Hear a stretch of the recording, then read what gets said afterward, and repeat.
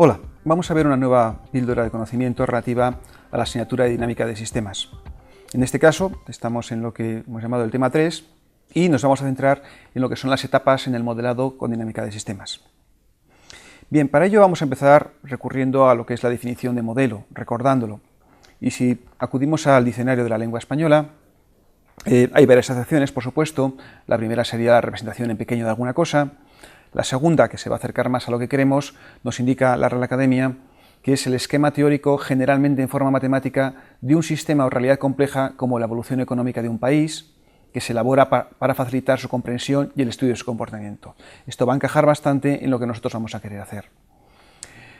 De forma más concreta, diríamos que el modelo también se puede expresar como aquella representación simplificada de algunas características de una realidad con un objetivo concreto.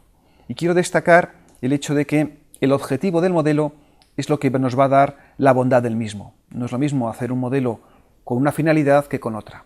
Entonces va a ser bueno en función de qué queremos obtener, cuál es el objetivo final de ese modelo. Recordando siempre que se trata de una representación simplificada. Bien, los objetivos del modelado con carácter general pueden ser muy amplios. Existen modelos orientados a el mundo artístico, a la comunicación, expresar mediante un esquema o dibujo algo que queremos transmitir, experimentación en áreas como la física, la química o las estructuras mecánicas, la comprensión y análisis de sistemas, tales como en el mundo de la biología o de la economía, el entrenamiento y aprendizaje, como pueden ser los simuladores de aviación, el control, en asignaturas precedentes habéis visto cómo se diseñan sistemas de regulación automática a partir de modelos, o simplemente entendimiento-juego, o la predicción, como ocurre en el ámbito de la meteorología o de la economía también. Bien, dentro de estos ámbitos múltiples, nos vamos a centrar únicamente en aquellos que son modelos matemáticos orientados a la simulación por ordenador. Aquí la clasificación la vamos reduciendo al ámbito de la experimentación, comprensión, entrenamiento, control, predicción. Bien, dentro de estos ámbitos, el que nos interesa es el modelado con dinámica de sistemas, que va a tener dos objetivos muy concretos y muy precisos. El primero va a ser la utilidad que tiene el modelado como un instrumento de análisis, entendido el análisis como la comprensión del comportamiento de un sistema complejo. ¿Y para qué queremos comprender el comportamiento del sistema complejo? Habitualmente para un segundo objetivo, que es servirnos de ayuda en la toma de decisiones. Esta toma de decisiones pueden ser de carácter estratégico habitualmente, puede ser en algún caso de carácter táctico y con mucha frecuencia será para algún tipo de diseño de políticas. Políticas en un sentido amplio de cómo podemos actuar sobre un sistema con carácter general para conducirlo hacia el comportamiento que nosotros deseamos. ¿De acuerdo? Bien, para conseguir este modelado vamos a ver cuáles van a ser las etapas que tienen lugar. Para ello vamos a seguir la misma estructura que tiene el profesor Sterman en el libro de Business Dynamics, que ya hemos mencionado en otras ocasiones, y donde podéis ver ampliado esta información que vamos a dar ahora. Decíamos que vamos a ver 5 etapas. La primera de ellas va a ser simplemente lo que denominamos la descripción y articulación del problema. Para ello, primero vamos a seleccionar el tema. El tema debe estar orientado a cuál es el problema que queremos abordar, y por qué es un problema, naturalmente. Aquí tendremos que tratar de describir cuáles son las variables clave y cuáles son los conceptos clave que tenemos que considerar. Después tendremos que abordar lo que es el horizonte temporal, donde queremos simular. El horizonte temporal tendremos que mirar hacia el futuro, de hasta dónde queremos llegar en el futuro del comportamiento del sistema, según cuál sea el sistema que estamos considerando, y también hacia el pasado. Hacia el pasado miraremos para ver dónde se encuentran las raíces, las causas últimas de ese comportamiento anómalo. Entonces tenemos que llegar hasta ese tiempo en el cual nos hace falta representar. A partir de ahí tendremos que ver también la definición del modelo de referencia o problema dinámico, es decir, tratar de representar cuál es ese modo de comportamiento de las variables que supone un problema para nosotros, sabiendo que efectivamente es un problema. Y tendríamos que saber cuál es el comportamiento deseado para un futuro, comportamiento que tenemos que corregir sobre el actual. Eso constituiría nuestra definición o descripción del problema. A partir de ahí tendríamos que entrar en una segunda etapa. La segunda etapa sería la formulación de hipótesis sobre el sistema y sobre su propia dinámica. Aquí las 3 partes que tendría esta etapa serían las siguientes. Primero, generar unas hipótesis iniciales. Esas hipótesis iniciales vienen a partir de las teorías dominantes en la literatura, en la bibliografía, en el conocimiento que se tenga del propio sistema. A partir de ahí tenemos que buscar un enfoque endógeno. El enfoque endógeno consiste en que todo aquello que de alguna forma determine el comportamiento del sistema tiene que estar incluido en el mismo. No podemos atribuir el comportamiento siempre a variables externas, porque en ese caso difícilmente vamos a poder modificar dicho comportamiento. Esas variables endógenas tendrán que estar estructuradas dentro del sistema, habitualmente con lazos de realimentación.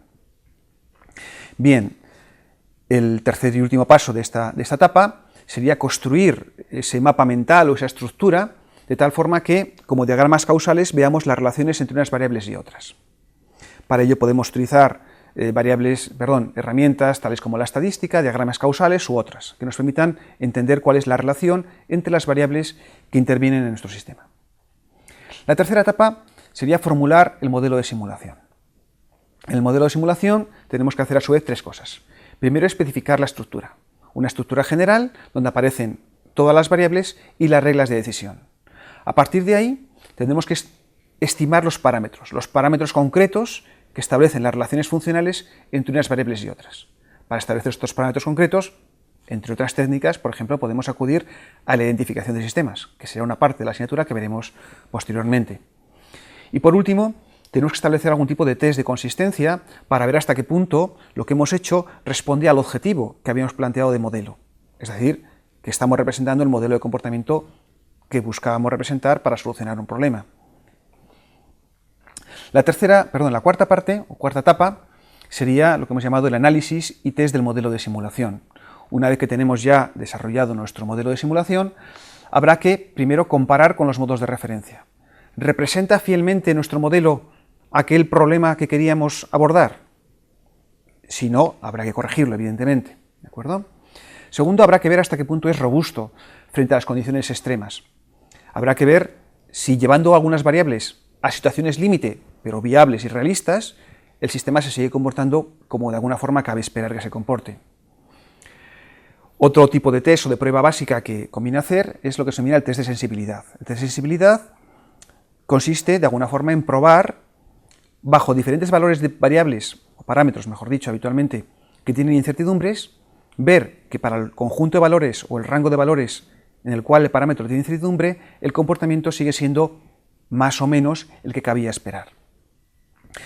Igualmente se pueden aplicar otros test que veremos en la etapa de validación, y el objetivo de este tipo de pruebas siempre es el mismo. El objetivo es tener confianza nosotros sobre que el modelo con el que estamos trabajando es suficientemente bueno para el objetivo perseguido. Esa ganancia de confianza es lo que de alguna forma tenemos que obtener a base de probar suficientemente el modelo. Un modelo nunca va a ser exactamente igual que la realidad, pero tiene que ser suficientemente bueno para que podamos abordar sobre dicho modelo una solución al problema. Bien, y la última etapa, por supuesto, es diseñar la política, plantear las soluciones al problema, los cambios en la estructura que nos permiten resolver el problema y ver hasta qué punto efectivamente eso se cumple. Para ello, en primer lugar, habrá que especificar unos escenarios. ¿Cuáles son las condiciones de entorno que se deben o se podrán alcanzar según varíe el sistema a lo largo del tiempo? Esos escenarios habrá que definirles con suficiente precisión. En función de los escenarios, diseñaremos una política, que son aquellas actuaciones que nosotros podemos desarrollar sobre el sistema para modificar su comportamiento. Reglas de decisión, estrategias o incluso modificaciones en la estructura que lleven a comportamientos distintos. Estamos hablando siempre de cambios que son viables, realistas y que podríamos llegar a implementar. ¿De acuerdo? Un tipo de prueba, de alguna forma casi un juego que podemos hacer siempre, es plantearnos ¿qué ocurriría si hago esto? ¿Qué ocurriría si hago lo otro? Ese tipo de pruebas es un test que de alguna forma nos permite ver cuáles van a ser los efectos de las políticas, de los cambios que introduzcamos sobre el resultado final. Y de ahí vamos a obtener la información que nos interesa. La información que nos interesa para finalmente elegir, en la medida de lo posible, de forma óptima, aquella política, aquellos cambios, aquellas decisiones que van a resolver nuestro problema.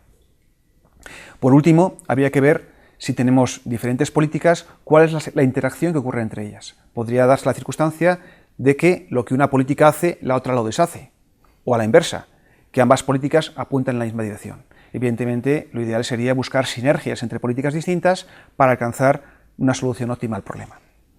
Bien, estas 5 etapas, en el fondo, responden a un ciclo iterativo que arranca de lo que hemos llamado la articulación del problema, planteamos unas hipótesis sobre la dinámica del sistema, formulamos ese problema o ese modelo de simulación en un software como Vensim, validamos el problema, adquirimos confianza suficiente sobre que nuestro modelo realmente representa el problema que estamos abordando y a partir de ahí formulamos alternativas, políticas, soluciones, estrategias y por supuesto las evaluamos para obtener la decisión óptima.